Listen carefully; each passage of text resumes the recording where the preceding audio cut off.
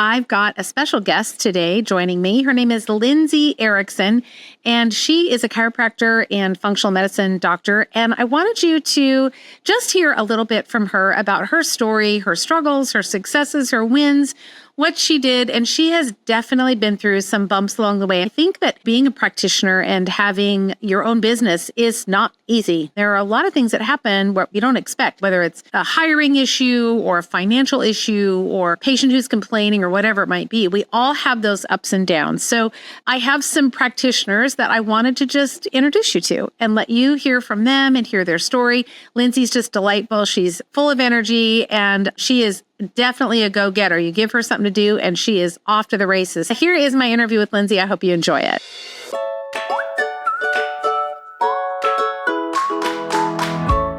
Welcome to the Clinical Entrepreneur Podcast. I'm Ronda, your no-fluff, tell it like it is business bestie for wellness practitioners just like you who want to build a practice you love and make a bigger impact and a little money while you're at it. So if you're ready to ditch the overwhelm, attract your dream, ideal patients, and finally run your practice with complete confidence, you're in the right place. Each week, we're tackling things from programs to patient retention to marketing strategies that actually work, sprinkled, of course, with a little sass, a lot of heart, and the step-by-step strategies that will help you get there. So grab your cup of coffee, your notebook, or whatever keeps you going, and let's build a practice you love and a life you love together. Well, welcome, Lindsay, to the podcast. I'm super glad you're here. How are you? Doing great. So happy to be here. I'm so glad. So I've known Lindsay for a little while, not too long, but long enough to know that there have been definitely some ups and downs and challenges in your practice. So let's start by having you just tell us a little bit about you, your specialty, where you live, and all the things. Just kind of bring us up to speed. All right, cool. Well, I am a chiropractor in Westlake Village, California. I've been practicing almost 18 years, I think going on 19 this year. And I specialize in functional medicine, so I do a lot of chiropractic with NET, neuroemotional work, throw a little IK in there, lots of blood tests, stool tests, saliva tests, all the good things to help patients on a global basis instead of just my arm hurts or my shoulder hurts or just a pain management kind of place. Yeah. So what got you into chiropractic? Like I always love to hear everybody's like origin story, so to speak. So mine was, I had set out from a child wanting to be a neurosurgeon. Look at you go, Miss Overachiever. Yeah. It was in my head that's just, I like the way people think. And to me, that's how it was until I found out about psychology. So then I got into biology and psychology and then had this crazy chemistry teacher in college and I couldn't pass chemistry. He wouldn't teach us. So I had my first F and I was like, what am I going to do? And then my mom had said, well, you can become a massage therapist. You're good with your hands. And I was like, that doesn't resonate. So to go from neurosurgeon to massage therapist. Big disconnect there. Something's not right. Didn't resonate. And then she was like, oh, what about a chiropractor? Dr. Kydell always helps us with our neck pain. And I'm like, who's Dr. Kydell? And she's like, oh, he has his own practice downtown. And I'm like, I've never heard you mention him. So then I started researching, and here comes the philosophy of chiropractic, which the body has an innate intelligence to heal itself without drugs or surgery. And I was like, and you're a doctor? I'm in. I'd never been adjusted. I've never been to the chiropractor. I have no idea what it entails. Really? No kidding. I didn't know this about you. None of it. And I just went to school.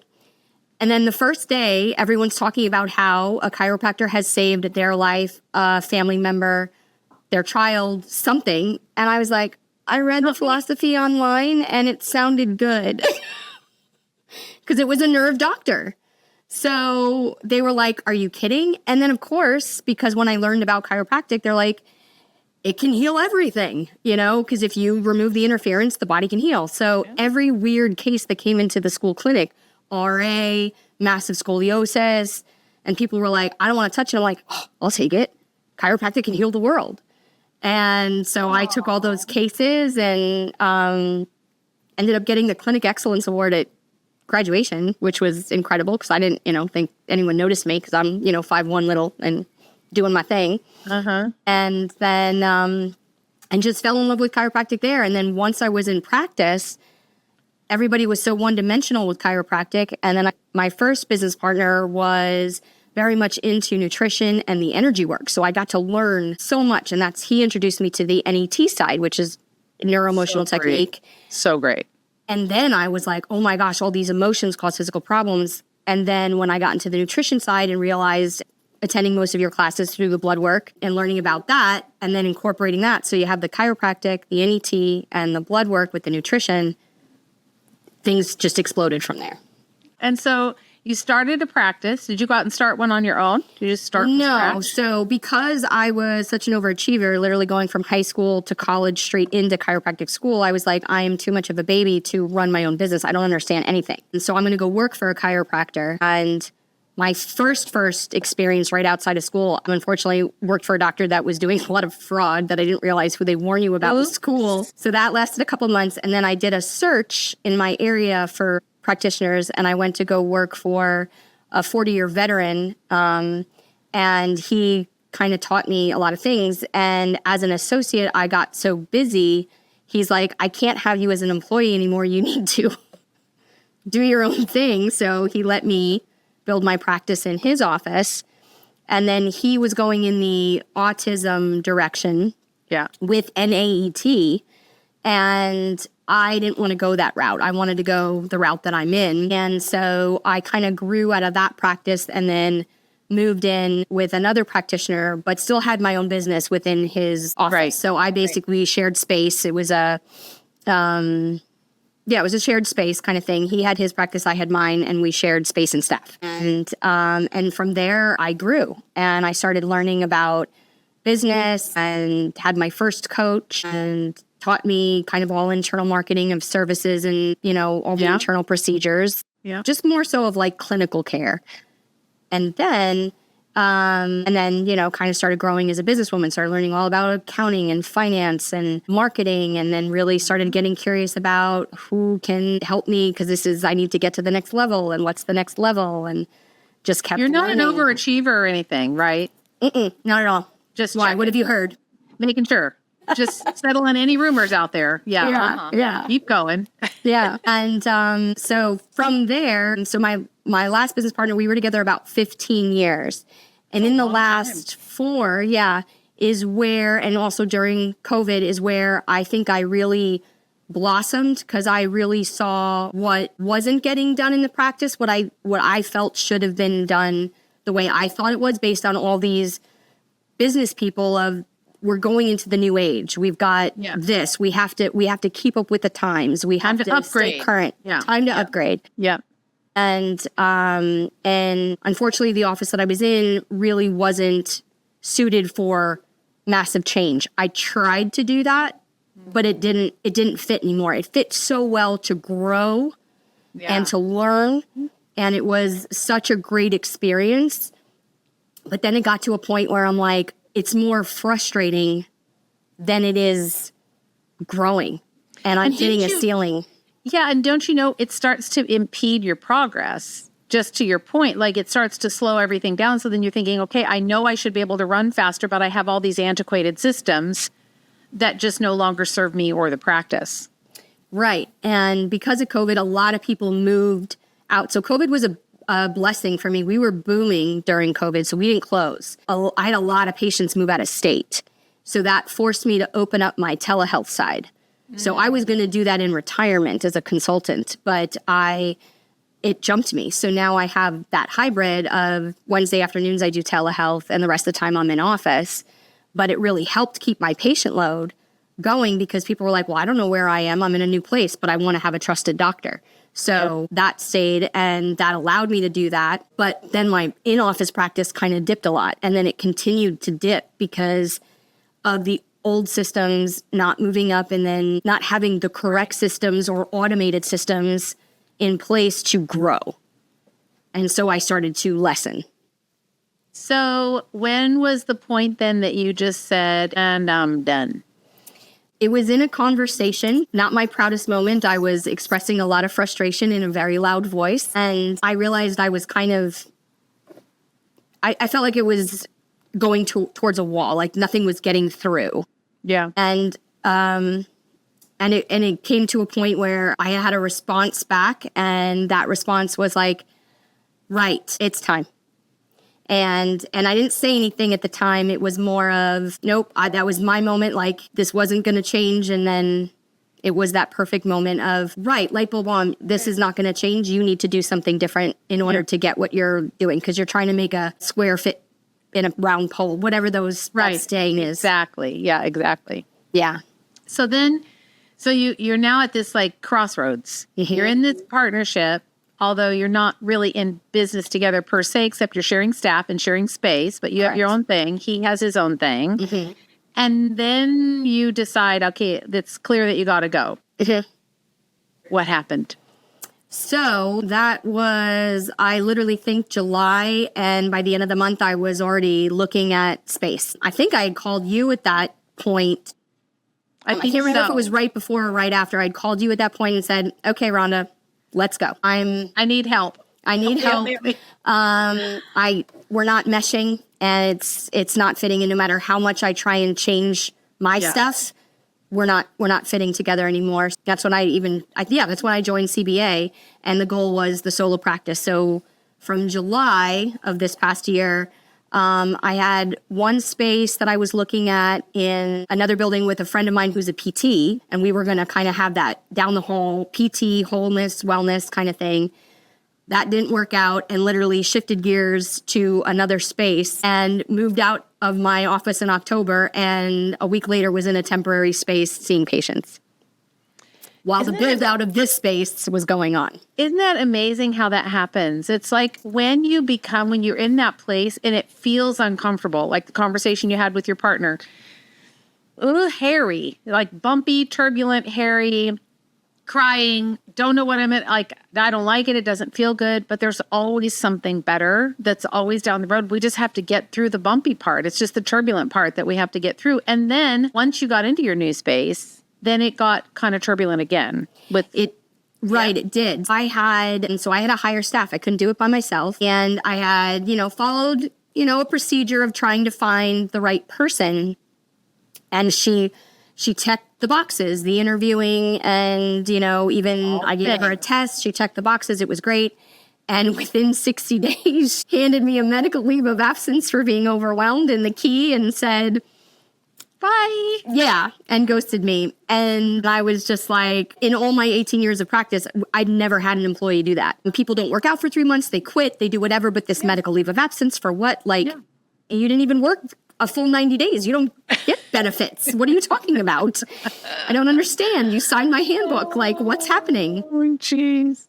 And so that was interesting. And then it was kind of funny when she did contact me right around the date she was supposed to come back and extended it another 3 months. But by that point, I could say, no, it's a small business. We have to fill your spot. So good luck to you. And it's so funny. People are funny. First of all, people are just funny. You just don't know when the crazy is going to come out of the can. And sometimes it comes out sooner than later. But I'm always thankful when it comes out, because when it does come out, I'm like, thank you for showing me what I'm dealing with, because then I can make the right business decision based on what I'm dealing with. And she showed you, and then you were able to make that right business decision. What has been the biggest, what would you say, in practice, besides being blessed, super successful, like your brain works, you're good, what is in the last 12 months, what is the one thing that you've learned, maybe there's more than one, but if you could rewind your life, what would you tell your younger you about what you now have learned this many years into your practice? Automate your systems. Figure out your systems, automate them, and make them as teachable as possible to as many people as possible. So what do you mean by when you say systems? Because I know what you're talking about, but someone listening might not know a system. Well, what does that really mean? And what does it mean in a business? And, that I hear all the time from chiropractors and acupuncturists and health coaches and, all the people that I work with, they're like, well, it's just me. What do I need a system for? It's just me. Well, systems apply to when a new patient comes in. What are your steps? What's the pre-contact, initial contact, follow-up contact, and, how to keep communication going. So I created a system for that, and then I got a company that's attached to my software system that sends my reminder calls, I have an actual campaign for a new patient. and I have them for telehealth and everything. And this is what helps with recalls. So it's nice. gaining, retaining patients. Yep. So you're growing your practice, your base that grows. And then when everyone new comes in, they have these great experiences. They have communication before, they're transparent what's going on. Yeah. They feel fully in the loop of what's happening. So it creates that. So within all of those systems, so for retaining and growing your patients, I'm in the process of putting my marketing strategy to really go, because I've been lucky enough to do so well and take care of so many people. My entire practice is referral. So everything I now do with marketing is going to be gravy on top of that. But a system for, I have a system for birthday letters, and there's a campaign, an automated campaign for birthday. On the day, they get a text. And then I have a thank you referral letter. So these are the systems of the things that you put into place to be able to run the practice. So you don't have to actually keep the brain space for it. It's open for new ideas, new things, new content. And you think too about just every time you touch a patient, whether it's for a birthday or a thanks for referring, just thinking about you, all those things can all be automated. And every time you have a touch point with a patient, you're just building relationship, you're deepening trust, and you're staying top of mind with them. And even for people who may not be under your active care. So how much would you say that having these systems, and you build them just one at a time, to what you said earlier, how much would you say that has impacted your overall numbers, like retention, rebooking, reactivations, that kind of thing? How has that impacted your business?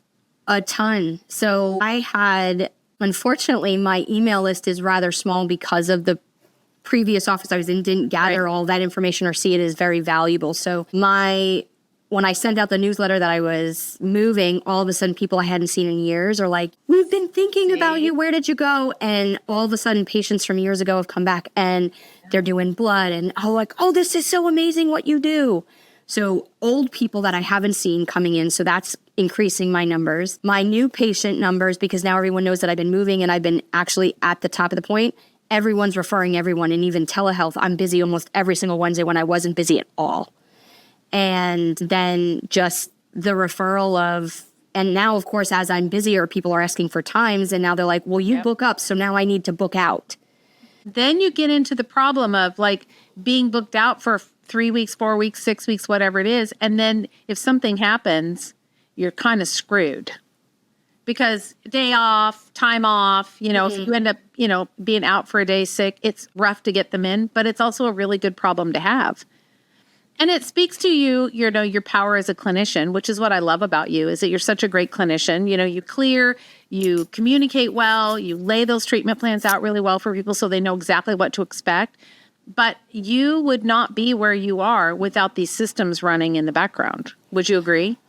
Totally. When I was even doing this by myself, because before I hired my first staff member who left real quick, which was a blessing because her energy is not in the new space. So that's super cool. Yeah, see? That now I dialed in my systems and actually got even more automated because she left. And then I was on my own again, but I was built up and I had to handle that load on my own. So I found the automation, which then made my life to handle that load without falling with no staff. Correct. Because the automations can actually provide the underpinning or the support that can, I would say, even would delay the need to hire someone. It really can, because when all of those things are automated, and by automated means, using, and I hate to say technology because some people just have an allergy to it, or they think they do, but it's just, you didn't know how to be a chiropractor until you went to chiropractic school. It's something you can learn. It's not anything hard. And sometimes I get stuck and I'm pretty good with it, but sometimes I'm like, I can't, my brain, no. And then you just reach out and get some help. But having these kinds of follow-up emails and automated text messages and that kind of thing, it saves you. You don't have to keep it all in your brain. Oh, when did I follow up with this person? Or, oh, I forgot I was supposed to check with them. All of that's all automated now. The other point to that is the company that I have, they also ask the patients for reviews on a timeline. Oh, nice. So, and now because nobody goes anywhere without looking at your website or to Yelp or whatever, and you need to see the reviews. If you don't have any reviews, nobody will come to you because they don't trust you. Yep. And I now went from 0 reviews to 22 reviews in 2 months. Nice. What's the company? We'll link it in the show notes. It's Aloha Review Wave. Aloha Review / Review Wave. They call it practice. It used to be, there's now a bunch of names, but literally Aloha is their name, formerly Review Wave. Oh, okay. Got it. We'll find the link and we'll put it in the show notes for anyone who's listening and they want to, check it out. So I know you've talked about this, like in CBA, you've just talked about how much you love this program and how much it's done for you. Automating reviews, huge, especially when people see that there are recent reviews. They weren't from 5 years ago. If I see somewhere and the last review you had was 5 years ago, what I'm going to think is that you're out of business or you suck, right? You're not good. And I'm not going to do it, but you could be really great. So reviews now are just absolutely essential. So I love that you've been able to incorporate that and it's really brought those reviews up. It has, because like the other part of even asking for it, so that kind of also takes away from you having to, you can feel confrontational to ask, hey, you had such a good experience, will you leave me a review? And it's like, you got to find the right script or the right way to hand them something so they can do that. They do it on their own. They do it through the computer and then the campaign sends you an email saying that it is, so you can individually respond. And every time I get an email, that's what I do. I use technology and have a response, and that way I'm replying to every review. So I'm acknowledging them and thanking them for leaving the review. For the review. If you were going to talk to, because there are hundreds of practitioners that are listening to this podcast. If you were going to talk to a practitioner who's maybe a solo practitioner like you, I mean, you were a solo person for a long, long time, had a little bit of part-time help. If you were going to coach someone, what would you tell them? What would be your piece of advice that you would give to someone who just says, well, I'm just going to do it. I got it. Like I can do it on my own. It might be, well, it just takes too much time to train someone, or I don't want to spend the money. Like that's a big objection that I hear all the time. I can't afford it. Okay, let's talk about that. I have my opinion, what I would say, but I want to know from you. You've just done it. Yes. What advice would you give to someone who's listening is like, I can't afford it or I don't want to or whatever? Okay. Whatever that is, you just feel that fear and you do it anyway. That's a girl. Yeah, baby. The frustration is worse than the scary part about the unknown. You want to stay frustrated and stressed out and not moving forward or progressing, or you can kind of take that baby step. They don't have to be big steps. They can literally just be, and that's what I did. Oh, I have to find a space. I already had the software for my patient files. I was already electronic. I switched over in May this year. Nice. And it's just one step after the other. I'm not looking at all of them. One step after another. Feel the fear, do it anyway, take a step and do it. Because that feeling of frustration or that I can't afford it, I can't do it, I can't, whatever, it's because more so I think it's I'm not really sure of how I can do it. And practitioners really always want to do things well. What if I don't do it well? What if I mess up? What if I lose my practice? What if and it's a lot of what ifs. And the other thing is you can just say, you're like, I'm not happy with where my practice is at. And you can just sit in that. Or you can go, okay, what if I lose my practice? More than likely you won't. The energy is progression forward. Yeah. Yeah. So what has been probably, as we wrap up, what's been the biggest, I would say, aha or pivotal moment for you? We talked about systems. We talked about facing the fear, moving forward anyway and getting through the rough and bumpy spots, because there's always rough and bumpy spots. A bumpy spot could be that, you had a patient that was unkind or left you a bad review, or you did have some staff turnover, or you had an associate that took advantage of you and left and stole half your pay. Business and life is just like that. But if you could pinpoint something, what is a pinpoint, a pin in time where you would say I think when I did this, it really shifted not only what's happening in the business, but it also shifted mindset, the way the business runs, all of that stuff. What was an action that you took that you would say was a pivotal moment? The moment that I knew that I had to leave, because I had relied on people to do it for me. He was the managing partner, so he handled the business, the office, the staff, all the things. And I just wanted to practice. And when I realized that I wanted to run the business, it was, I'm human, I'm going to make mistakes, but I'm going to be okay, because all I care about is if I fall down, I just get back up and do it. I'm not going to die. Yeah. Yeah. I'm not going to get hurt. I'm going to be okay. I might mess up. I'm going to mess up. Yeah. I hate messing up. I know I hate so it. bad. But it's led to this. And every patient that walks in my practice, their eyes bug. They're like, Lindsay, this is incredible. Oh. How much of a great vibe it is. This is so wonderful. We're so proud of you. My patients are proud of me. And they're like, look at what you're doing for us. And it was like, yes. I love that. That was just that. And that was pivotal. But I knew I was going to make mistakes, but I had to be okay making them. I'm going to make them. And, I love that because we are going to make them. And that's what stops us sometimes from taking the next step because we're afraid we're going to do it wrong. Exactly. Or, what if I make the wrong choice? What if I choose the wrong software? What if I get in and I make a mistake? What if an email goes out and it's not supposed to go out? What if I don't understand? What if I don't have the support? We could come up with 1,000 what ifs and all these objections that are just your brain trying to keep you safe, right? From moving forward. But at the end of the day, I like to play the what's the worst thing that can happen game. Yes. I play it with myself all the time. When I starting to have that chatter, I'll say, okay, stop it. Just stop it. You're throwing a fit like a 2-year-old. What is the worst thing that can happen? Well, I don't know. The worst thing that's happen is I could spend some money and it doesn't work out. But money's just an exchange of energy. And I've got lots of energy. And so I can go exchange my energy and get some more money. Totally. Worst thing that can happen. And I love that you played the game. You just played the I'm going to just do it anyway game. Yeah. And not be afraid of the what ifs out there, and then systematized as you went, got the courage to keep going. And now look at you. You're in this like amazing, beautiful space. I got to meet you, which makes my heart very happy. Yes. But I got to meet you. You've got now this space. You've got people that love you, and you've got this like wildly successful practice, and you have an amazing staff now. Yes. And that's the other piece is I took the time and followed very specific steps to hire my staff looking for an A player only. My entire process or system was to weed out the faint of heart. I wanted a top A player that was going to do it. And she's 3 weeks in and man, she's hit the ground running. This is a top A player. I am very happy. I'm very happy.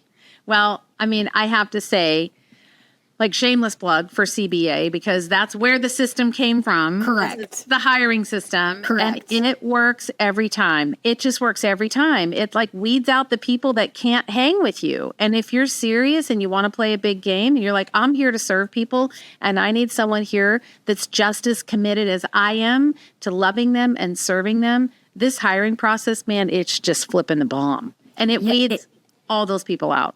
It is. And like the best part is I didn't have to weed through thousands of resumes and reading resumes. I don't have time for that. I know. Have time for that. I know. And this just completely took it down to where I had my top 3 and I took them through the next phase of the process. Yep.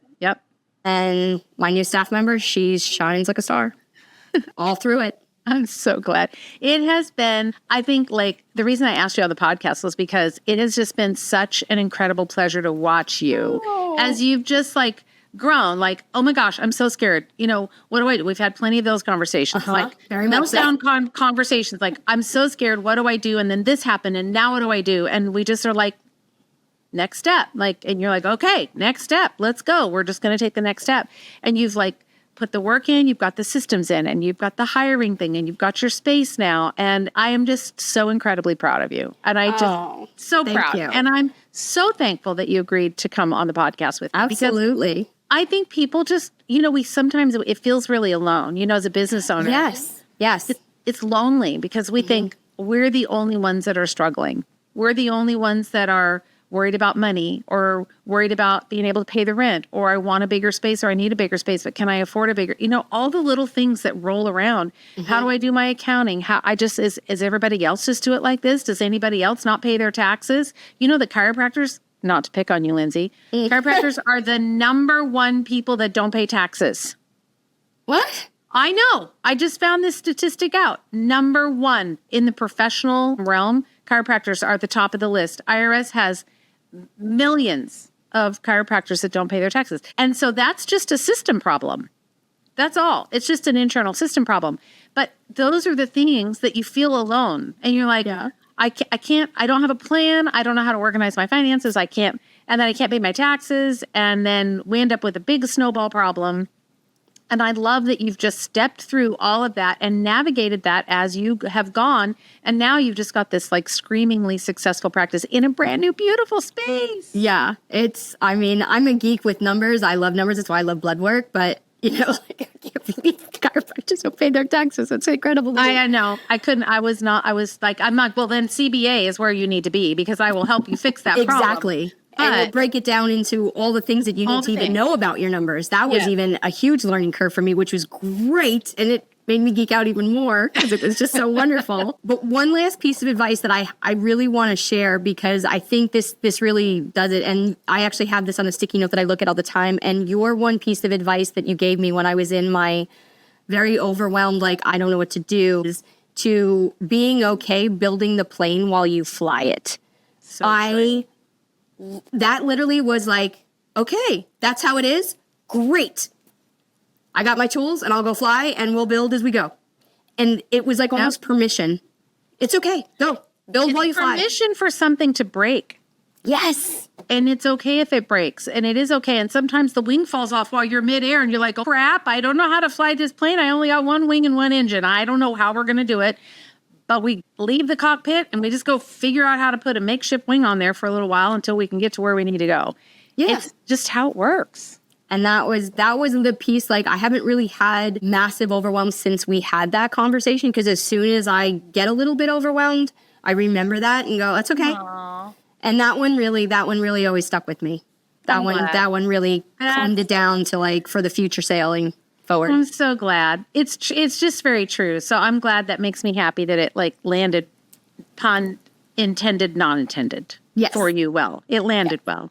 Yes. Well, Lindsay, thank you so much for hanging out with me. We've gone a little bit over. Thank you for your time, but I just wanted people to hear your story and just to be encouraged about flying the plane when it's all falling apart and you're like, but I'm airborne. Yeah, I'm airborne and I'm going. going. That's what I'm doing. So, Lindsay, how can people find you?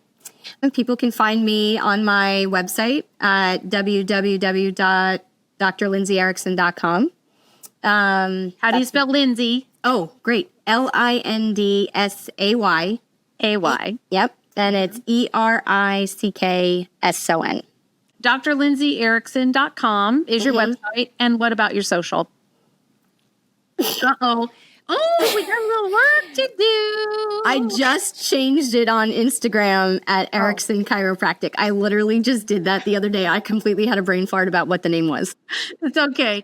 We kind of joke, together, like in CBA, we all joke. We're like, we all hate social media so bad. There's a couple people that like it, but very few. And we hate it, but it's kind of a necessary evil. Yes. I mean, you just, at least if you're once or twice a week, just putting something out there. So, okay, Erickson Chiropractic, got it. Mm-hmm. We'll go find you, but I'll link your website and your social in the show notes. So, Lindsay, thank you so much. It was a pleasure to be here, Ronda. Really loved it. Thank you so much.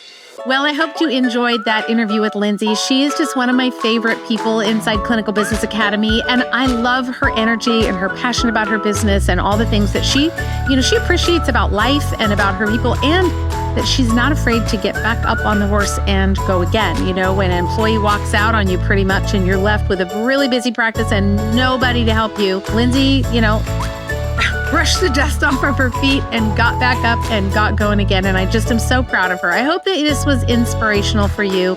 Of course, and as always, I would love to have you inside Clinical Business Academy. It's the place where practitioners are working together towards the same goal, and that is to provide a life and a love that they have for functional medicine inside a well-functioning business. So if you'd like more information, I'd love to hop on a call with you. There's no cost and no obligation at all. Just jump on a call with me. You can go to rondanelson.com/CBA, and I'll be happy to talk with you. Take care. I'll see you next week.